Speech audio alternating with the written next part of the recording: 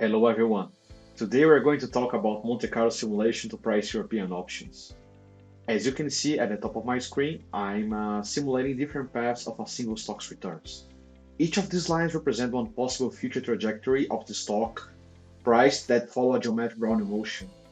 The option price will be calculated based on the average payoff at the expiration date across all the simulated paths.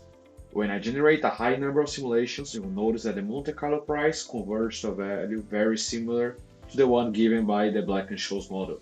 So why I'm using Monte Carlo if Black-Scholes already gives us a closed form solution? Because Monte Carlo is an extremely powerful and flexible method. It becomes especially useful when pricing more complex derivatives, particularly exotic options. But before moving to those more advanced structures, we're going to start with the standard vanilla European options framework to understand the mechanics clearly. So let's go. So we start with a little explanation before coding. There is this assumption under the risk neutral measure that the stock follow a geometric Brownian motion. And what is this? Well, to explain it better, we're going to integrate over 0 and t and apply something called the ethos lemma, and we get into this equation here that can be divided into two terms. The first one, this is called the drift term. This is a deterministic component that governs the expected direction of the stock over time. And this is the diffusion term. This is the stochastic component that introduces randomness into each simulated path. So basically what is this drift term saying? Like imagine I have a 5% interest rate and a 0% dividend yield. It's expected that the final stock price will be higher than the start one. The average of all the similar path of ST will be higher than S0 more specifically. And this is the component that introduces randomness. Like this here is a random number that follows a normal distribution with an average 0 and a standard deviation of 1. And something very interesting that I'm going to show after is that this component here, the volatility, they don't affect the stock's average, the average of ST. Actually, it affects other variables like the median and the mode. And this might not be intuitive because it's like a minus here. But the thing is, like when I get the expected value of ST, this term here, we're gonna kind of remove this term. This is why this is called the ethos correction. This is like the adjustment that ensure this expected final price will follow this equation here. So it's basically R, T, and T, the variables that are affecting the expected final stock price. So let's start coding. And the first thing I decide are the parameters. So 50 is the initial price of the stock, K is the exercise price, this is the time to expiration, interest rate, dividend yield, volatility, and the number of simulations. This is an example of an at the money option. So the equation is quite simple. That's basically it. This is the drift term and this is the diffusion. And I define Z as a random variable that follows a normal distribution with a 0, 1, standard deviation of mean 0, standard deviation 1, and 10,000 simulations. So it's gonna be an array of 10,000 variables, but it's gonna be one-dimensional. So for example, the ST, yeah, they follow 10,000 elements in a one-dimensional array. So I wanna play here a bit with the numbers to show you the ethos correction thing. So this is with a sigma 0.3. I have like 51.5 of average of all these final prices. If I increase to 0.4, 0.5, you see, it doesn't change anything. Now if I keep increasing my interest rate, let's see, to 0.08, you see, it changed. It changed according to what I changed. The sigma doesn't affect the mean.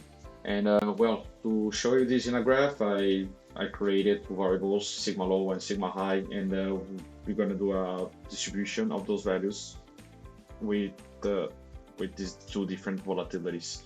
So I basically calculate the same thing, but for these two different volatilities, I put the formula to calculate the mean and the median to each one, and the two histograms that interpolate with each other. And well, as you can see, the 0.2 volatility is less skewed than the 0.3, but the mean is still the same. However, the one with a 30% volatility have a lower median, which means it's more skewed. So yeah, that's are the results. And well, this has a very high implication when I'm making calculations of options premium, as I'm gonna show here. So to specify the options, uh, we're gonna put another variable, which is like all these final stock price we generated minus the exercise price or zero. So basically in the simulation, there's gonna be some values st that are lower than k, but instead of have a negative value, I'm gonna have zero. Well, this really increases makes it increase the payoff because like here I have all the arrays, 10,000 arrays of payoff, and instead of having the negative values, they're gonna be zero. So it's gonna push higher. This is like why when I have a lower median, when it's more skewed, I also have more values here to the right, and they're gonna push the payoff higher because these values that are like low, like they kind of doesn't matter a lot because they're gonna be zero anyway. So this is one of the reasons why the higher standard deviation pushing the median to be lower is gonna increase the average of this payoff, which is how is the previous calculator is the mean of all these payoffs corrected to present value. And well, so basically I have all these arrays, and I'm gonna also have this standard error, which happens because I'm doing a simulation. So the higher the number of simulations I do, the lower is gonna be the standard error. It's as if it was like a sample size. And comparing with the Black-Scholes model is where I can see this difference. Like here in this case, there's another video that I talked exactly about Black-Scholes. So this is the formula. So comparing the formula, I have like a 0.0018 of difference between the premium calculator and the Black-Scholes. So well, let's increase the sample size like quite high number, and let's like rerun it again. You see like I generate like a millions of arrays, and everything's changing. You see now the difference like minimal, like it's almost converting to the same press, but this requires a lot of more computational power. So right now we're gonna talk about the paths. What this path means? Well, basically now we have an array with 2 dimensionals. So instead of having just the ST, the final price, I'm gonna see how this price behaves over time. I'm gonna choose a low amount of paths because I wanna show this in a graph, and when you put like a lot of paths, it becomes a bit messy. And you have like this number of steps, which is basically the time period, time 252. So you have 1 year of expiration date. This is gonna be exactly 252, but since ours is 0.75, the number of steps is gonna be like around 100, 180. And you also need this DT because you are doing a temporal series, so you need to calculate on each day instead of a final expiration date. And now the Z is a b-dimensional array. You have like this number of paths and number of steps. Those are the 2 dimensions. Well, and basically to create those paths, I'm gonna do a matrix. It's kind of similar to doing a binomial tree. I'm gonna fulfill this array called paths with the zeros, and also gonna add another one because it's gonna be the final price. So we need another how can I would say column in this array. So which is this and this is the initial one. This is the first line called S0, where is the first price. So this is the array composition. I have 175 paths, the one I choose, and the time period is 190, which is my t multiplied by the times of the year. Well, so here's the tree. Before showing these, I think it's nice to have an idea of what's happening. So, well, this is the initial price, and basically the rest is like an array of zeros, which I'm gonna fulfill in the next equation. So basically, the next time period is gonna be the previous time period times all that equation we saw, the Brownian motion. However, there are some differences. I'm not using t, I'm using dt because it's daily, and I'm not using just a z, I'm using an array of z's. So yeah, like we use an array of z's as like a b-dimensional array. I'm going to show an example, like this is z, multidimensional, and this is z, one dimensional. And I'm going to define the last node as S terminal as the last path. So yeah, there's going to be all these last the last prices. You see, those are all the last prices in these simulations, but different from the first one. I'm doing path, so you see the time period. Well, then you have the classification of terminal values, if it's going to be in the money, out the money, or at the money. What at the money means in a continuous is almost very hard to you get exactly 50. So you need a confidence interval. You can choose like 0.5, 1, 0.2, whatever. So for example, it's 50. If I get like 50.3, it's going to be considered at the money because it's within the interval. It's in the money if the S is higher than K but plus the band, and all the money if S terminal is less than K minus at the money band. So yeah, basically I'm gonna show you one example. You have in these cases you have like 8 stocks that finish at the money. If I increase the band one, of course if I increase the band, so more options will be at the money. So basically this is important because I'm gonna show this is like an array with falses and truths. This is like conditional array, so it's gonna be important when I build my plot to classify if that a specific path finished or no at the money or in the money. So yeah, let's now build the final plot. So basically I have all these different plots, which means like the 3 different, if it's on in the money or at the money. And basically what is this saying is they need to fulfill a condition. This is the condition.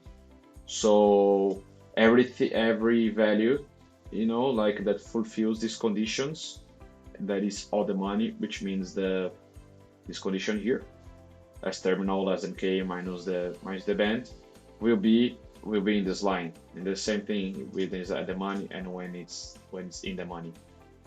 And yeah, you basically build a plot, and I decided to do like a 2-dimensional legend so I can see like the amount of these paths, how many of them reached each condition.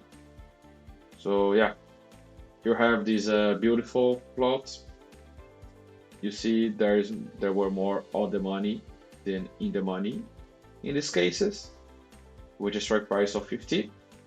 But yeah, if it 30%, you would have a higher payoff than 20%. Maybe if you have 20% of standard deviation, more options is gonna arrive in the money, but the payoffs are gonna be lower.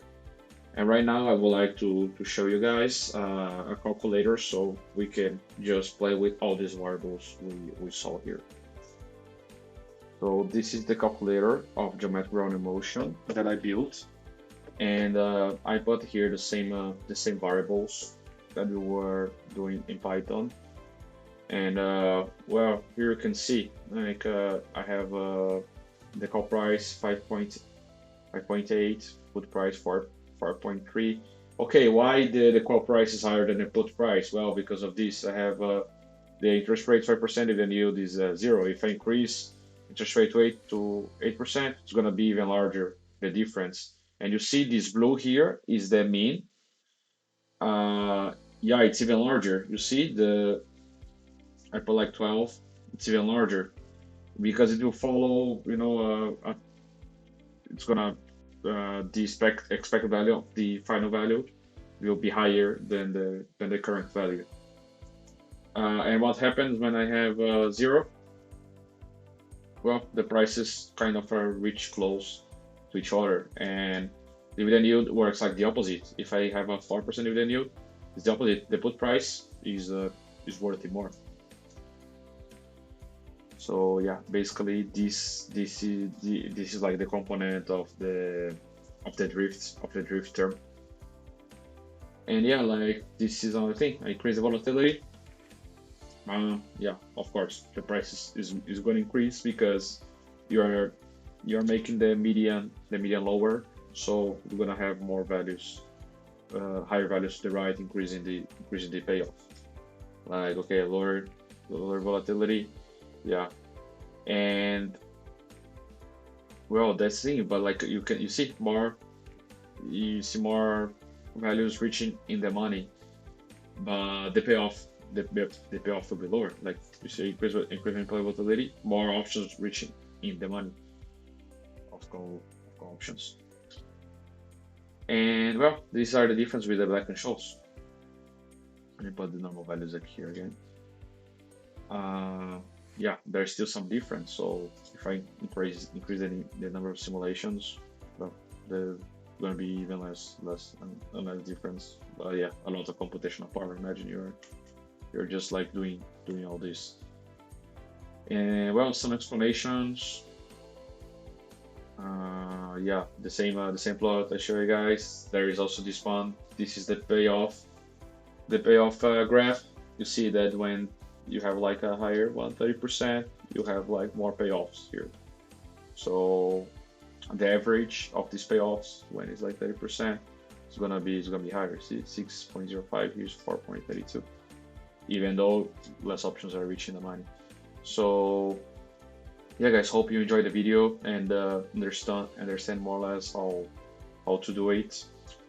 This is like a good start on. Is also another way to understand the variables from the Black and Scholes model. And yeah, that's it. Thank you for watching.